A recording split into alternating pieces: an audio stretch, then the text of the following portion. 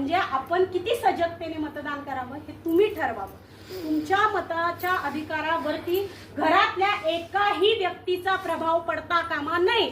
तुमचं मतदान तुम्हाला ठरवता आलं पाहिजे। ह्यासाठी जर तुम्ही ह्या वर्षामध्ये किंवा ह्या आता ज्या रणसंग्रामामध्ये मतदान विचार करून केलं तर मला वाटतं ते जास्त महत्त्वाचं ठरेल आणि तीच खरं तर बाबासाहेबांच्या विचारांना आदरांजली असेल।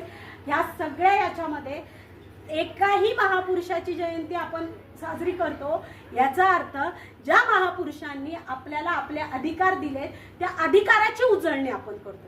म्हणजे त्यांचा वाढदिवस साजरा करून डोक्यावर घेऊन डीजे लावून अनेक ठिकाणी कार्यक्रम झाले, अनेक महिला मोठ्या मोठ्या पार्ट्या साजऱ्या झाल्यात आजच्या दिवशी, पण त्या महिलांना हिंदू कोड बिल काय आहे, माझा संपत्तीचा अधिकार काय आहे, जे बाबासाहेबांना महिलांविषयीचं अपेक्षित होतं, राजकीय प्रतिनिधित्व, सामाजिक प्रतिनिधित्व